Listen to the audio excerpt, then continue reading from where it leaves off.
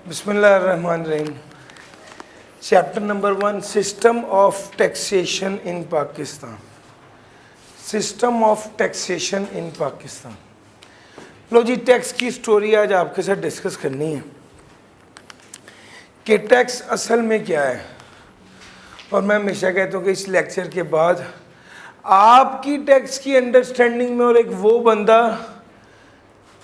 जिसने टैक्स को नहीं पढ़ा उसमें फ़र्क होना चाहिए। यानी पहला लेक्चर ही आपकी टैक्स की अंडरस्टैंडिंग में एक बहुत बड़ा फ़र्क डाल देगा इंशाल्लाह। इसको ध्यान से समझिएगा और एक एग्ज़ाम्पल से पिच करता हूँ कि टैक्स क्या है। सर जी, हमारे अब्बा जी एक गवर्नमेंट एम्प्लॉयमेंट थे, मिसाल के तौर पे गवर्नमेंट एम्प्लॉई, और वो हम लोग को पढ़ा रहे थे। उनकी सैलरी आ रही थी, हम पढ़ रहे थे, पढ़ते गए साथ साथ फिर हम वही जॉब पर लग गए और घर का निज़ाम वही संभाल रहे थे। जब वो रिटायर हुए ना, तो उन्होंने हम सारे बच्चों को, हम 5 भाई हैं, उनको बुलाया और बुला के कहा कि बेटे बात ये कि मैं अब हो गया हूँ रिटायर। इससे पहले तो मेरी सैलरी से सारे घर का निज़ाम चल रहा था, अब मैं रिटायर हो गया हूँ और अब इस घर को चलाने के लिए आप लोगों ने कंट्रीब्यूट करना है। हमने कहा ठीक है। डिसाइड ये हुआ कि हर बच्चा 1-1 लाख रुपया पर मंथ कंट्रीब्यूट करेगा घर में, ताकि घर का निज़ाम अच्छे तरीके से चलता रहे। सर, हमने अपने घर के निज़ाम को चलाने के लिए पर मंथ 1 लाख रुपया देना होता है। सर, ये जो मुल्क है ना, ये भी हमारा घर है और हम जो इस मुल्क के रहने वाले हैं ना, इसके बेटे हैं। इस मुल्क के ख़जाने में पैसे थे तो निज़ाम चल रहा था। अब ख़जाने में पैसे ख़त्म हो गए तो मुल्क को चलाने के लिए जो पैसा दरकार है वो किसने देना है? सर, वो हम लोगों ने देना है। तो टैक्स बुनियादी तौर पे वो कंट्रीब्यूशन है जो आवाम कर रही है। पैसा दे किसको रही है? गवर्नमेंट को दे रही है, ताकि क्या किया जाए, मुल्क को बेहतर तरीके से चलाया जा सके।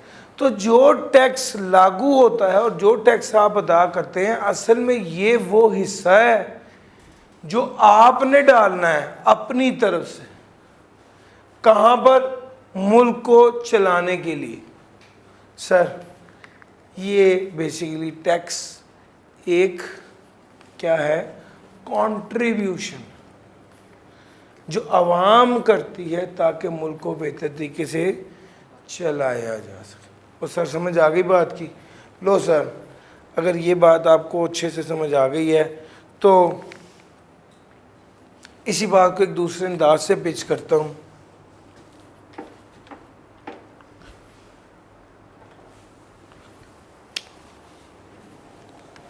सर जी, सर, हुकूमत को मुल्क चलाने के लिए क्या चाहिए? हुकूमत को मुल्क चलाने के लिए रिसोर्सेज चाहिए। हुकूमत को मुल्क चलाने के लिए रिसोर्सेज चाहिए। ये रिसोर्सेज अगर कौमी ख़जाने में मौजूद नहीं है तो फिर ये रिसोर्सेज किसको, कौन देगा? ये रिसोर्सेज कौन देगा? सर, ये रिसोर्सेज अवाम से लिए जाएंगे। ये रिसोर्सेज अवाम से लिए जाएंगे। इसकी एग्ज़ाम्पल कुछ इस तरह से है कि सर, मैं SBI से बाहर निकला और बाहर एक बंदे ने मेरे से मोबाइल स्नैच कर लिया। मैं 15 पे कॉल करने के लिए जेब में हाथ डाला तो याद आया मोबाइल तो स्नैच हो गया है। वापस एसबीआई आया, अंदर आके एक बंदे के फ़ोन से फ़ोन किया, गाड़ी इधर आ गई, गाड़ी वालों ने सारा इंटेरोगेट किया, एफआईआर बन गई। सर ये जो गाड़ी आई है इसका पेट्रोल भी खर्च हुआ है, ये जो लोग आए हैं इन्होंने सर्विस भी दी है, ये तनख्वाहें भी लेते हैं, तो सर ये पैसा कौन दे रहा है इनको? ये पैसा कौन दे रहा है? हुकूमत दे रही है। हुकूमत के पास ये पैसा कहाँ से आ रहा है? सर अवाम का टैक्स का पैसा है, अवाम का टैक्स का पैसा है। सर निचोड़ ये है कि सरकारी हस्पतालों में जो 1 रुपये की पर्ची पर आप चेकअप कराते हैं, उस डॉक्टर की तनख्वाह थोड़ी पूरी होती है उससे। वो बुनियादी तौर पे क्या है? वो बुनियादी तौर पे कंट्रीब्यूशन है, वो बुनियादी तौर पे सर्विस है जो हुकूमत दे रही है अवाम को। लेकिन हुकूमत के पास ये सर्विस देने के लिए पैसा कहाँ से आ रहा है? टैक्स का पैसा है। तो आपने अक्सर देखा होगा वो इकरारुल हसन जो है वो सरकारी इदारे में जाकर उसकी टेबल पे ज़ोर ज़ोर से हाथ मार के कहते कि तुम जो तनख्वाह लेते हो वो हमारे टैक्स के पैसे से लेते हो। वो ठीक कहता है, वो ठीक कह रहा होता है। सर अवाम कंट्रीब्यूट करती है। अब यहाँ पे एक सवाल पैदा होता है कि सर आपने तो ये बात ऐसे कह दी है जिस तरह सिर्फ टैक्स के पैसे से मुल्क चल रहा है। सऊदीया भी तो चल रहा है, यूएई भी तो चल रहा है, वहाँ पे तो कोई टैक्स नहीं है, वो कैसे चल रहा है? तो इसका क्या जवाब है आपके पास? सर सऊदीया का अब्बा तगड़ा है, उसके पास खजाने में पैसे हैं। मेरा पॉइंट समझ आ रहा है? वो ये वाले कौमी खजाने में और जगहों से पैसे आते रहते हैं। सऊदीया में इतनी दुनिया हज उम्रा करने जाती है, वो पैसे देती है। सर यूए में इतना बिजनेस जनरेट हो रहा है, वो पैसे देते हैं। इन्हीं की तो तेल ही मान नहीं है। सर मेरा पॉइंट समझ आ रहा है? वहाँ से पैसा इनके पास आ रहा है। ये ख़जाना और चीज़ों और जगहों से इतना पैसा कमा लेते हैं कि इनको अवाम से पैसे लेने की ज़रूरत नहीं पड़ती। अब एक सवाल और है, मासूमाना सवाल है।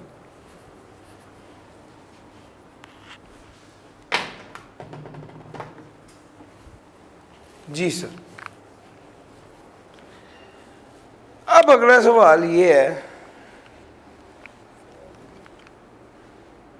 कि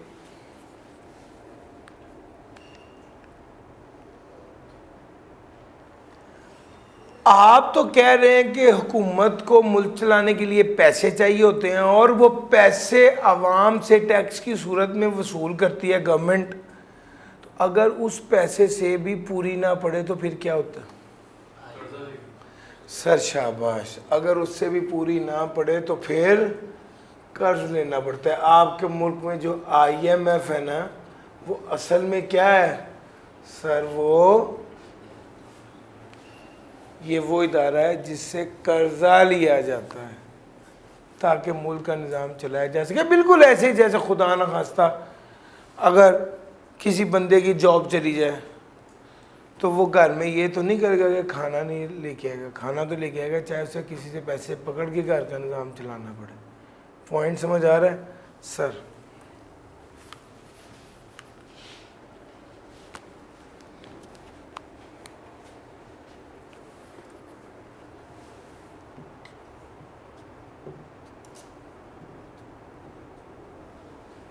समझ आ गई सर? यही सेम सिनेरियो एजुकेशनल इंस्टीट्यूशन में भी वो कह रहे हैं फ्री तालीम, बल्कि किताबें भी फ्री। वो कैसे कर रहे हैं? ये गवर्नमेंट कर रही है सर। गवर्नमेंट के पास पैसा कहाँ से आ रहा है? आवाम टैक्स के पैसे से। और सर समझ आ रहा है? अलबत्ता पाकिस्तान की गवर्नमेंट का कमाल ये है कि ये कर्जा लेके भी ये सब कर देती है। ठीक है ले सर, बहरहाल वो फंड्स उनके पास हों तो उससे होता है। सर सारी डिस्कशन के बाद ये बात क्लियर होगी कि असल में ये टैक्स की सीढ़िया का नाम है। और क्या ये बात क्लियर होगी? यस और नो? ओ हाँ भाई, लो सर, अगर तो ये बात क्लियर हो गई तो फिर एक डेफिनेशन पढ़ते हैं जिसमें वो कहता है कि भाई it is a process by which the government through its law making body raises revenue in order to use it for the expenses of government. ये वो प्रोसेस है जिसके जरिए गवर्नमेंट क्या करती है, रेवेन्यू रेज करती है ताकि इसको इस्तेमाल किया जाए for the expenses of government.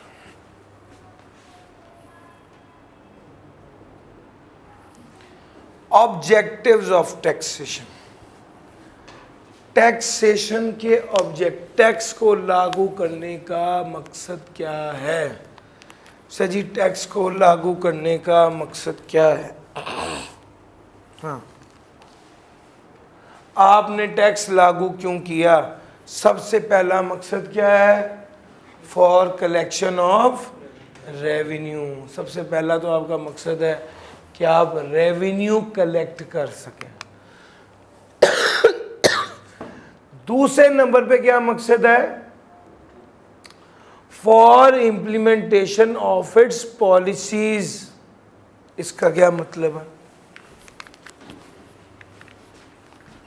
Sir? Policies को इम्प्लीमेंट करने के लिए, भाई पेन कहाँ पे है इसका? For implementation of its policies, policies पर अमल दरामद करवाने के लिए। इसका मतलब क्या हुआ? अपनी बात मनवाने के लिए, अपनी पॉलिसी को अमल दरामद करें। मैं आप सबके पास किताब है, ये भाई बैठे इनके पास किताब नहीं है, ये भाई बैठे इनके पास किताब नहीं। मैं देखता हूँ भाई आप लोगों के पास किताब क्यों नहीं? कहते सर लेंगे इंशाल्लाह। मैंने सोचा इन्होंने मेरी बात नहीं मानी। मैंने कहा भाई जिस बंदे के पास कल किताब ना हुई उसे 100 रुपये फाइन होगा। अब जब मैंने ये 100 रुपये का फाइन लागू किया है तो इसका मकसद असल में पैसा इकट्ठा करना नहीं है, बल्कि क्या है? अपनी बात मनवाना, पॉलिसी पर अमल दरामद करवाना। यार मेरा पॉइंट समझ आ रहा है? इसका मतलब ये है कि अगर गवर्नमेंट ये चाहती है कि लोग BMW मर्सिडीज इंपोर्ट ना करें, अगर गवर्नमेंट ये चाहती है कि लोग ये वाली महंगी गाड़ी इंपोर्ट ना करें, आगे ही मुल्क के हालात ठीक नहीं है, आगे ही हालात ख़राब चल रहे हैं, लेकिन मियाँ साहब का बेटा जो है वो कहते हैं मैंने लेनी मर्सिडीज, जो लेटेस्ट है वही लेंगे। अब वो मर्सिडीज लेगा, गवर्नमेंट कह रही है ना लो। गवर्नमेंट ने उसको रोकने का क्या तरीका सोचा? गवर्नमेंट ने कहा ठीक है मर्सिडीज लेनी है, ओके 10 करोड़ की मर्सिडीज, उसके ऊपर 20 करोड़ रुपया टैक्स लगेगा, ले लो। और सर समझ आए? गवर्नमेंट के इस इकदाम से क्या होगा? वो डिस्करेज हो जाएगा। वो क्या हो जाएगा? वो डिस्करेज हो जाएगा, वो मर्सिडीज इंपोर्ट नहीं करेगा। लेट्स से मियाँ साहब थे, उन्होंने कहा अच्छा कोई बात नहीं दे देंगे, यही वाली मर्सिडीज चाहिए। उन्होंने 10 करोड़ रुपए की मर्सिडीज पर 20 करोड़ रुपया क्या दे दिया? टैक्स दे दिया। अब जब टैक्स दिया है ना, तो ये टैक्स इस्तेमाल किधर होना? अमीर से टैक्स वसूल करके गरीब पर खर्च करना है। इसको कहते हैं fair distribution of wealth. Tax लागू करने का मकसद बाज़ औक़ात ये भी होता है कि अमीर से पैसा वसूल कर लिया जाए और गरीब पर खर्च कर लिया जाए। उसके BMW या मर्सिडीज इंपोर्ट करके जो 20 करोड़ रुपए का टैक्स दिया, उससे ऑरेंज ट्रेन बन जाए। मेरा पॉइंट समझ आ रहा है? इससे क्या हुआ? फेयर डिस्ट्रीब्यूशन ऑफ वेल्थ हो गई। आपका third point fair distribution of wealth हो गई। फेयर डिस्ट्रीब्यूशन ऑफ वेल्थ हो गई। जल्दी से 1, 2, 3 ये तीनों पॉइंट्स पढ़ लें, फिर मैं आगे चलूँ। यानी एक बात तो क्लियर है कि भाई टैक्स लागू करने का असल मकसद था पैसा। दूसरे नंबर पे अपनी बात को मनवा लेना। तीसरे नंबर पे अमीर बंदे से पैसा वसूल करके गरीब पर खर्च कर। अलबत्ता इसके बाद अगला उसने कह दिया हमें कुछ ऐसे मकासद बताए जाएं जो पैसे के अलावा हों, यानी नॉन रेवेन्यू ऑब्जेक्टिव्स, ऐसा मकसद जो पैसे से हट के हो। तो उसने कहा भैया सबसे पहले तो नॉन रेवेन्यू ऑब्जेक्टिव्स में है social and economic development. Social किसको कहते हैं? मुआशरती। मुआशरे की डेवलपमेंट कब होती है? जब अमीर से पैसा गरीब की तरफ फ्लो करता है तो मुआशरा डेवलप होता है। इकोनॉमिक डेवलपमेंट, मुआशी डेवलपमेंट कब होती है? जब आपकी एक्सपोर्ट बढ़ती है और इंपोर्ट कम होती है। तो भैया इकोनॉमिक डेवलपमेंट और सोशल डेवलपमेंट, ये सर दो चीज़ें। अब वो कहते हैं नॉन रेवेन्यू ऑब्जेक्टिव्स में पहला पॉइंट है to strengthen weak enterprise by granting them tax exemption और अदर कंडीशन और इंसेंटिव फॉर ग्रोथ। इसमें वो पहली बात ये कर रहा है कि वीक एंटरप्राइज को स्ट्रेंथन कर दिया जाएगा by granting them tax exemption और अदर कंडीशन और इंसेंटिव फॉर ग्रोथ।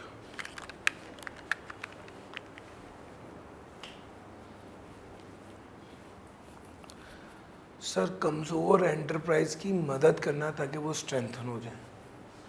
कैसे? टैक्स माफ़ करके, यानी टैक्स को एक हरबे के तौर पे इस्तेमाल करें।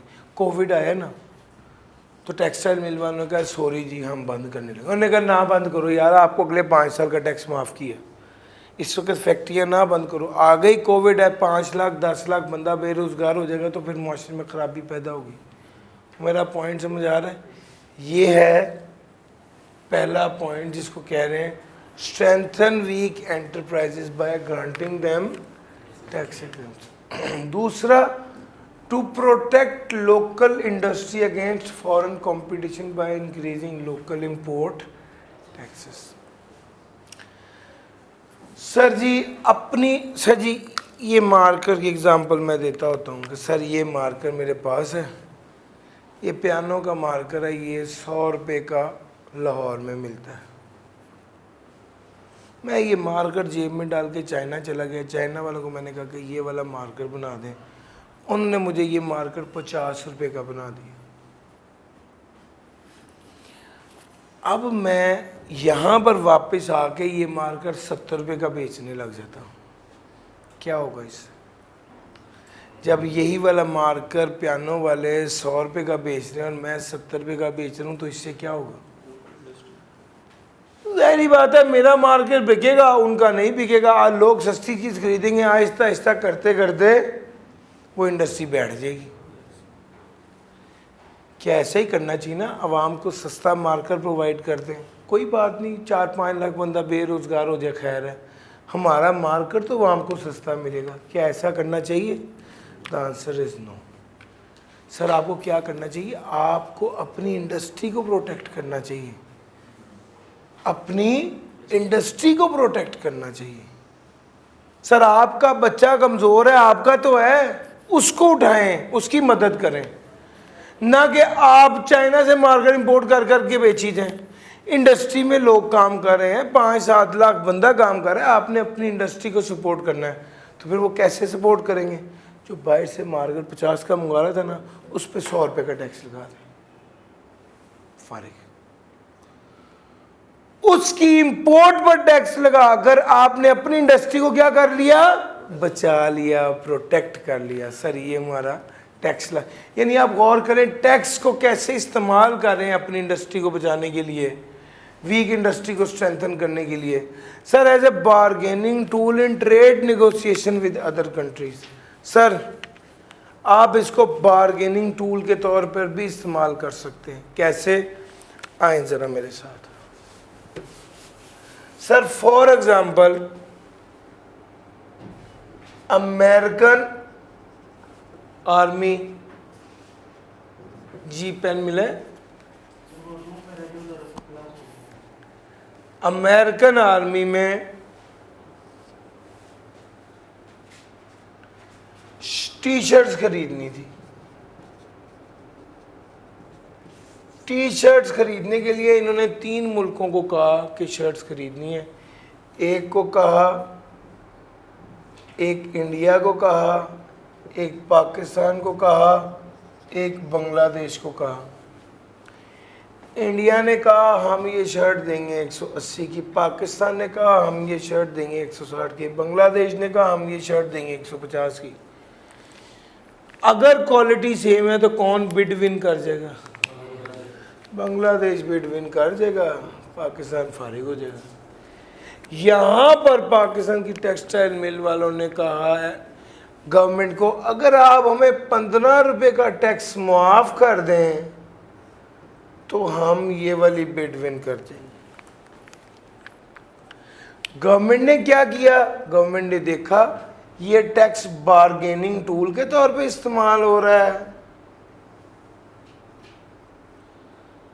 तो उन्होंने क्या कर दिया? अलाउ कर दिया और पाकिस्तान बिड विन कर दिया। यार मेरा पॉइंट समझ आ रहा है? ये है bargaining tool in trade negotiation with other country. लो सर, ये हमारी तीसरी बात है, to counter the effect of inflation और डिप्रेशन। सर जी इसकी स्टोरी भी सुन लें।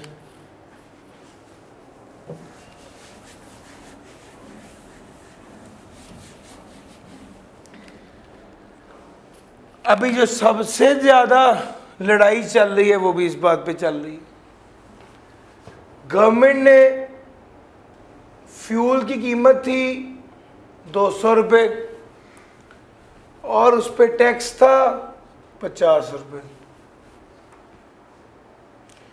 फ्यूल की कीमत बढ़ के हो गई 220 रुपये। इन्होंने 50 का टैक्स लगा के मार्केट में वो बिक रहा है 270 रुपये। अब अवाम ये कहती है कि सर जी गवर्नमेंट को करना क्या चाहिए? वो कहते हैं गवर्नमेंट को करना ये चाहिए था 220 के ऊपर ये वाला टैक्स 30 रुपये कर देते, लेकिन फ्यूल की प्राइस ना बढ़ाते। यार मेरा पॉइंट समझ आया? Counter the effect of inflation का ये मतलब।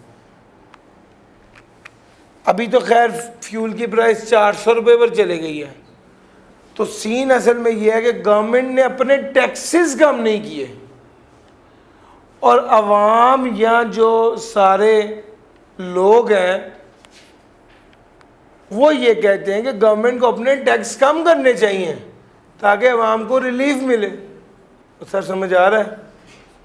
तो ये असल बात है। थोड़ी सी और इसके आगे बात करूँ इररेलेवेंट हो जाएगी।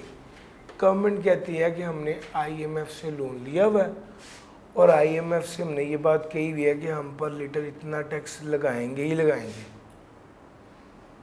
तो इस वजह से हम कम नहीं कर सकते, इस वजह से हम कम नहीं कर सकते। जी साहब। जी सर, गवर्नमेंट ने कहा है कि हम इससे ज़्यादा टैक्स कम नहीं कर सकते, चूँकि आईएमएफ ने कहा है। बाय द वे ये बात छिड़ी तो मैंने आपको बता दिया। असल में होता ही है कि जब कोई बंदा आपको पैसा दे देता है ना, तो वो फिर आपके घर के मसलों में भी मुदाखलत शुरू कर देता है। वो फिर आपको ये भी कहने लग जाता है कि यार तुम अपने बच्चों को इतने महंगे स्कूल में क्यों जमा कराया, बस सरकारी स्कूल में पढ़ा लो। तो अगला बंदा जो उससे पैसे लेके बैठा होता है वो बेचारा उसके साथ ये भी नहीं कह सकता कि अपना मुंह बंद रखो। वो कहते हैं इसने कर्जा दिया हुआ। और सर समझ आ रहा है? ये असल बात है। बहरहाल काउंटर इन्फ्लेशन के इफेक्ट को ऐसे काउंटर किया जाता है।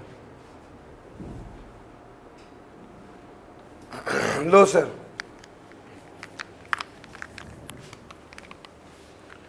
उसके बाद आ गया to reduce inequalities in the distribution of wealth. To reduce inequalities in the distribution of wealth. Sir जी wealth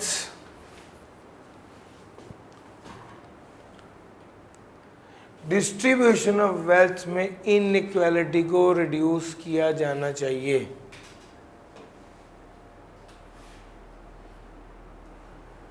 to reduce inequalities in the distribution of wealth. आसान अल्फाज में इसको कहते हैं फेयर डिस्ट्रीब्यूशन ऑफ वेल्थ। मेरे से पैसा वसूल करें, गरीब खर्च करें। गवर्नमेंट जिस चीज को एनकरेज करना चाहती है उस पे टैक्स कम कर देती है या टैक्स माफ कर देती है, और जिस चीज को डिस्करेज करना चाहती है उस पे टैक्स लगा देती है या टैक्स बढ़ा देती है।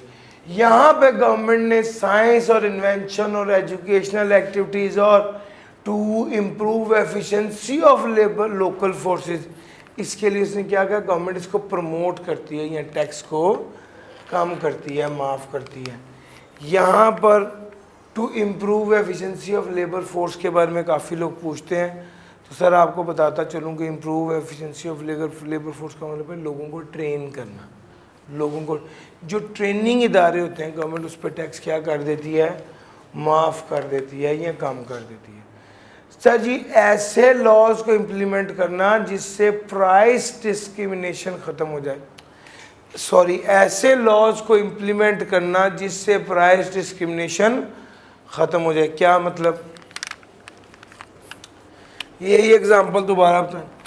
लाहौर में एक आइटम बिक रही है, उसकी कीमत है 200 रुपये, उस पर टैक्स लग रहा है 20 रुपये, मार्केट में बिकती है 220 की। यही आइटम मुल्तान में बिक रही है 210 रुपये, उसकी कीमत है 200 रुपये, 20 रुपये का टैक्स है, और कितने की बिक रही, 230 की। अब मुल्तान के लोग कहते हैं यार ये क्या बकवास है, हमें क्यों महंगी चीज़ देते हो। ये प्राइस डिस्क्रिमिनेशन बताना क्या होती है, charging different price to different markets. वो कहते हैं प्राइस डिस्क्रिमिनेशन को कैसे ख़त्म करना है, आप टैक्स कम करके 10 रुपये कर दो, प्राइस 220 हो जाए, किसके बराबर हो जाए, लाहौर के बराबर। प्राइस डिस्क्रिमिनेशन को क्या कर दिया, एलिमिनेट कर दिया, एलिमिनेट कर दिया। सर गवर्नमेंट जिस चीज को डिस्करेज करना चाहती है वहां पे क्या कर देती, टैक्स। खास तौर पे ऐसे सेक्टर जो बिल्कुल प्रोडक्टिव नहीं है, अनडिजायरेबल है, जैसा सिगरेट, पान, गुटखा, सर समझ आ रहा है, इन सारी चीज़ों पे टैक्स क्या कर दिया, बढ़ा दिया, बढ़ा दिया। पाकिस्तान में सिगरेट के ऊपर हर तरह का टैक्स जो मुमकिन है वो उस पर लगाया होता है। सर क्यों, अनडिजायरेबल है ना सर। आगे आगे documentation of economy, documentation of economy का क्या मतलब है, इसको ज़रा ध्यान से समझिएगा, ये कीमती कॉन्सेप्ट है। वो कहते हैं आपकी इकोनॉमी डॉक्यूमेंटेड होनी चाहिए। याद रखिएगा जो हम कैश में ट्रांजैक्शन करते हैं इसका कोई रिकॉर्ड नहीं बनता, लेकिन जो ट्रांजैक्शन बैंकिंग चैनल के करते हैं ना उसका रिकॉर्ड बनता है। अगर मैं आपसे एक चीज़, आपने एक चीज़ कैश में खरीदी 70 रुपये की और आपने कैश में बेची 100 रुपये की, तो ना आपके पास ख़रीद का कोई रिकॉर्ड FBR के पास है उसका, ना बेचने का कोई रिकॉर्ड है। आप बाद में कहेंगे मैंने 100 की खरीद के 100 की बेच दी, मुझे तो कोई फ़ायदा ही नहीं हुआ। यही सारा रोना कौन पीट रहे हैं, पूरी शालमी आज़म मार्केट के अंदरून शहर में यही सब चल रहा है। रोज़ की सेल कितने की है, 1 करोड़ रुपए की। FBR को क्या बताते हैं, 75,000 रुपये की सेल हुई है, नुकसान हो गया आज के दिन। सर समझ आ रहा है, क्योंकि सेल कैश में है उसका कोई रिकॉर्ड है ही नहीं। टैक्स वालों ने कहा नहीं, ऐसे ये नहीं सुधरेंगे। टैक्स वालों ने कानून लगाया, टैक्स वालों ने कहा इकोनॉमी मस्ट बी डॉक्यूमेंटेड। आपने जो ट्रांजैक्शन करनी है वो बैंकिंग चैनल के ज़रिए करें। अगर बैंकिंग चैनल के ज़रिए ट्रांजैक्शन ना हुई, अगर बैंकिंग चैनल के ज़रिए ट्रांजैक्शन ना हुई तो क्या किया जाएगा, अगर बैंकिंग चैनल के ज़रिए ट्रांजैक्शन ना हुई तो समझा जाएगा कि वो आपकी इनकम है और उस पर टैक्स लग जाए। अगर बैंकिंग चैनल, वो कहता है सारी ट्रांजैक्शन बैंकिंग चैनल के ज़रिए की जाएंगी, अगर ट्रांजैक्शन बैंकिंग चैनल के ज़रिए ना की गई तो समझा जाएगा कि आपकी ये आपने बैंक ट्रांजैक्शन कैश में कर ली, समझा जाएगा ये आपकी इनकम है और इस पर टैक्स लग जाएगा। क्या मतलब? सर जी इसका मतलब ये है, मैं आपको समझाने के लिए बता देता हूँ कि सर एक तरफ तो आप कह रहे हैं कि ट्रांजैक्शन बैंकिंग चैनल के ज़रिए करो, अगर कैश में की तो टैक्स वाले इसको इनकम समझेंगे और इस पर टैक्स लगा देंगे। नचोड़िए क्यों? सवाल ये है कि एक बच्चे ने सवाल पूछा, सर ये पता कैसे चलेगा टैक्स वालों को? असल में टैक्स वालों को पता ऐसे चलेगा कि आप जब 1 लाख रुपए की चीज़ बेचेंगे और 70,000 रुपये की चीज़ खरीदेंगे तो आपको 30 लाख रुपए का मुनाफा, 30,000 रुपये का मुनाफा हो रहा होगा, और ये ट्रांजैक्शन आप 100 बार करेंगे तो आपको 30 लाख का फ़ायदा हो जाएगा। ठीक हो गया? आप इस 30 लाख का प्लॉट खरीदेंगे, जब प्लॉट खरीदेंगे तो एफबीआई वाले कहेंगे आपके पास तो पैसे ही नहीं थे, आपके पास ये पैसे कहाँ से आए? उस टाइम पे फिर वो आपसे सवाल पूछेंगे कि आपके पास ये पैसा कहाँ से आया, और अगर आपके पास इसका कोई सबूत, कोई प्रूफ, कोई कुछ डिक्लेयर्ड नहीं होगा तो टैक्स वाले फिर कहेंगे कि बेटे ये क्या है, ये आपकी इनकम है। इसको वैसे कहते हैं अनएक्सप्लेनेबल इनकम। चैप्टर नंबर 10 में इसको बड़ी डिटेल में पढ़ाना। 2 बातें दोनों को नोट कीजिए। बात नंबर 1, अगर कोई ट्रांजैक्शन कैश में की गई तो टैक्स वाले उसको क्या समझेंगे? इनकम समझेंगे। ट्रांजैक्शन किस में करनी चाहिए? बैंकिंग चैनल के जरिए करनी चाहिए। बस ये बात है। आगे इंशाल्लाह इसकी काफ़ी डिटेल चैप्टर नंबर 10 में आ रही है। लो सर, अगर आप रिसर्च और डेवलपमेंट का काम कर रहे हैं तो आपको टैक्स क्रेडिट दिया जाएगा। To encourage research and development by introducing tax credits. Sir जल्दी से एक बार इसको रीड कर लें, फिर मैं आगे चलता हूँ। सर जी tax as a mean of development. Basically आप देखिए, टैक्स इदारे के लिए एक खर्चा है और गवर्नमेंट इस टैक्स को इस्तेमाल करती है हरबे के तौर पे ताकि अपनी मर्जी के मुताबिक लोगों को चलाए। कहीं पे वो टैक्स लागू कर देती है ताकि लोग वो चीज़ इस्तेमाल ना करें, वो चीज़ ना, उस चीज़ को डिस्करेज किया जाए, उस काम को, उस आइटम को। कहीं पे टैक्स माफ़ कर देती है ताकि लोग वो वाली एक्टिविटी करें। यार मेरा पॉइंट समझ आ रहा है? तो टैक्स बुनियादी तौर पे एक ऐसी चीज़ है, एक हरबे के तौर पे गवर्नमेंट इसको इस्तेमाल करती है। और बाज़ औक़ात टैक्स के इंसेंटिव दे के गवर्नमेंट बड़े बड़े प्रोजेक्ट लगवा लेती है। कैसे? गवर्नमेंट ने देखा कि कसूर के पास जगह है और गवर्नमेंट ने ऐलान कर दिया कि जो बंदा भी इस जगह पर अपनी फैक्ट्री लगाएगा उसे अगले 5 साल का टैक्स माफ़। अब जो बिजनेसमैन है उसे क्या चाहिए? प्रॉफिट चाहिए, पैसा चाहिए। बिजनेसमैन सोचता है 5 सालों में मैंने टैक्स देना था 15 करोड़ रुपया, और 15 करोड़ रुपये का टैक्स मेरा बच जाएगा और मैं 10 करोड़ रुपये की जगह यहाँ पर लेकर अपनी सारी एक्टिविटीज़ यहाँ पर कर लूँगा तो मेरी बचत हो जाएगी। तो बिजनेसमैन तो क्या सोचता है? प्रॉफिट सोचता है। गवर्नमेंट टैक्स इंसेंटिव देती है बिजनेसमैन को और बिजनेसमैन उस टैक्स इंसेंटिव की बेस पर क्या कर लेता है? बिजनेसमैन उस टैक्स इंसेंटिव की बेस पर जो प्रोवाइड किए जाते हैं ऑप्ट कर लेता है बिजनेसेस, जिससे क्या हो जाता है? सर नहीं चाहिए, 1 मिनट आ रहे हैं। जिससे क्या हो जाता है? अपॉर्चुनिटीज़ आ जाती हैं। सर अब वो कसूर के पास वाला इलाका, वहाँ पे लोगों को नौकरियाँ भी मिलेंगी जब नई फैक्ट्री लगेगी, वहाँ पे उसके आसपास दुकानें भी चल जाएंगी जब नई फैक्ट्री लगेगी, वहाँ पे ओवरऑल खुशहाली आ जाएगी, लोगों को रोज़गार मिल जाएगा। तो गवर्नमेंट अंडर डेवलप्ड एरिया को फ्री जोन या इकोनॉमिक जोन के तौर पर डिक्लेयर कर देता है और बिजनेसमैन को टैक्स इंसेंटिव दे देता है कि यहाँ पर इन्वेस्टमेंट करोगे तो आपको क्या मिल जाएगा, आपको बेनिफिट मिल जाएगा। उस बिजनेसमैन को मुनाफा हो जाता है, गवर्नमेंट को क्या हो जाता है, गवर्नमेंट ने टैक्स के पैसे से वैसे भी तो डेवलपमेंट ही करनी थी ना, इस तरह अचीव हो जाती। अमीर आदमी पे ज़्यादा टैक्स और गरीब आदमी पे कम tax. Taxing rich at higher rate and low income individual at lower. अमीर आदमी पे ज़्यादा टैक्स और गरीब आदमी पर कम टैक्स।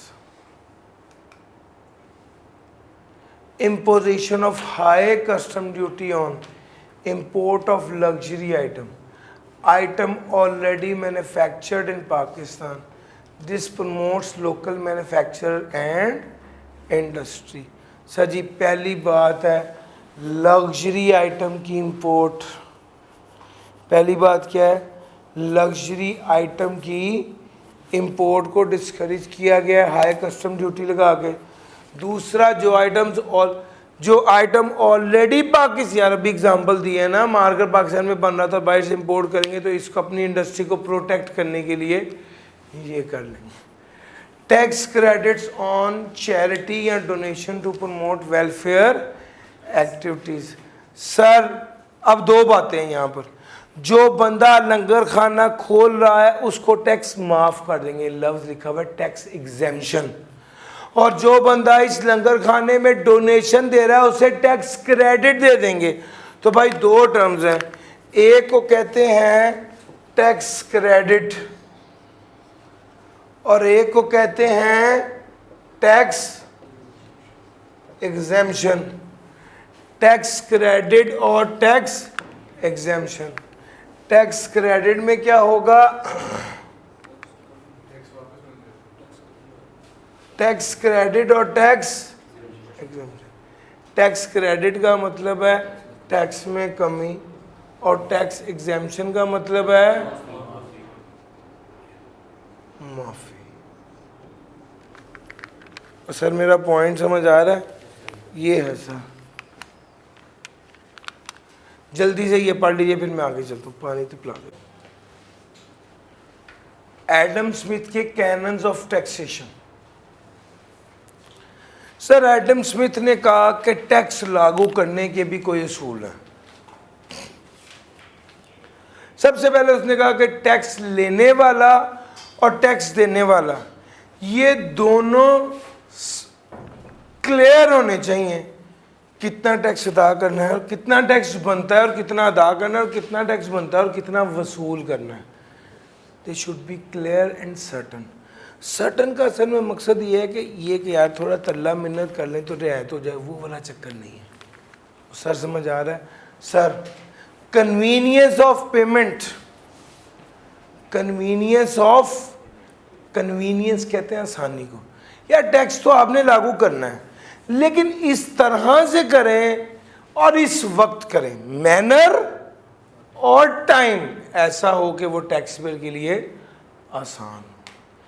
इक्वालिटी, सब लोगों के लिए टैक्स का सेम असूल होना चाहिए, सब लोगों के लिए टैक्स का असूल सेम होना चाहिए, this is equality. Economy of collection, tax को इकट्ठा करना इतना महंगा ना हो कि टैक्स क्या हो जाए, डिस्करेज हो जाए। टैक्स को इकट्ठा करना इतना महंगा ना हो कि टैक्स की कलेक्शन डिस्करेज हो जाए। सर 4 बातें आपको कही थी, 2C 2E। First C certainty, second C convenience of payment, फिर 2E। First E equality, second E economy of collection. 4 बातें एडम स्मिथ ने कही थी, जल्दी से रीड करें फिर मैं आगे चलता हूँ। Principle of levy of taxation. Levy LEVY, levy का मतलब होता है लागू। लेवी का क्या मतलब होता है, लागू। अंग्रेजी में इसको कहेंगे इम्पोज। उसने कहा 3 principle of levy of tax. सबसे पहला प्रिंसिपल है बेनिफिट प्रिंसिपल। वो कहता है जो गवर्नमेंट से जितना फायदा उठाए उसको उतना ज्यादा टैक्स देना चाहिए। एक बंदा GT रोड से जा रहा है, वो गवर्नमेंट के जितने रास्ता कवर करता जाएगा उतना टूल उसको मजीद पड़ता रहेगा। और एक बंदा मोटरवे से जा रहा है, जितना सफ़र करता रहेगा मोटरवे पे उतना टूल टैक्स उसको पड़ता रहेगा। यानी वो आसान बात नहीं करे कि जो जितना फ़ायदा उठाए उसे उतना टैक्स देना चाहिए। सर जी अगर मैं मोटरवे से चढ़ूँ और फैसलाबाद उतरूँ तो मेरा टूल टैक्स होगा लेट्स से 500, और अगर मैं मोटरवे पे चढ़ूँ और इस्लामाबाद रुकूँ तो मेरा टूल टैक्स होगा 1200 रुपये। यानी जितना मैंने गवर्नमेंट का से फ़ायदा उठाया है उतना टैक्स अदा कर रहा हूँ। इसको कहते हैं बेनिफिट प्रिंसिपल। जो जितना फ़ायदा उठाए वो उतना टैक्स पे कर रहा हूँ। सर उसके बाद आ गया एबिलिटी टू पे। एबिलिटी टू पे प्रिंसिपल कहता है जिस बंदे की जितनी हैसियत है, जितनी पसली है, जितनी कैपेसिटी है, जितनी एबिलिटी है उतना टैक्स अदा कर दे। यानी अमीर बंदा ज़्यादा टैक्स दे और गरीब बंदा कम टैक्स दे। This principle holds that taxes should retail with the person's income or the ability to pay. Those with greater income or wealth who can afford to pay should be taxed at higher rate. Sir, taxes should relate with the person's income or ability to pay. जिसकी income ज़्यादा है उसको ज़्यादा tax अदा करना चाहिए। The equal distribution principle. Income, wealth and transaction may be taxed at the rate at a fixed percentage. That is, people जो ज़्यादा अर्न करते हैं वो ज़्यादा स्पेंड करेंगे। सर इक्वल डिस्ट्रीब्यूशन क्या है? सब लोग एक फिक्स परसेंटेज पर टैक्स दें। 100 रुपये कमाने वाला भी 5% टैक्स दे, 1000 रुपये कमाने वाला भी 5% टैक्स दे। अब ऑटोमेटिकली 100 का 5% बन जाएगा 50 रुपये, 5 रुपये, 1000 का 5% बन जाएगा 50 रुपये। तो वो कह रहे हैं वो असल में कह ये रहा है कि सब लोग फिक्स परसेंटेज पर टैक्स दें। 100 रुपये कमाने वाला 5 रुपये दे, 1000 रुपये कमाने वाला 50 रुपये दे। यार मेरा पॉइंट समझ आ रहा है? इसको कहते हैं equal distribution principle. Income, wealth and transaction fix percentage पर टैक्स होगी। ऑटोमेटिकली ज़्यादा कमाने वाला ज़्यादा टैक्स दे रहा होगा। इसको कहते हैं इक्वल डिस्ट्रीब्यूशन प्रिंसिपल। सर यहाँ पर मैं अपनी आज की बात रोक रहा हूँ, यहाँ पर मैं अपनी आज की बात रोक रहा हूँ। इंशाल्लाह इससे ऑनवर्ड्स मैं कल करा रहूँगा। एक बात दिमाग में मेरे चल रही है, कुछ बच्चे भी इस पे इंटरेस्टेड हैं, कहते सर पहले सेल्स टैक्स करा दें।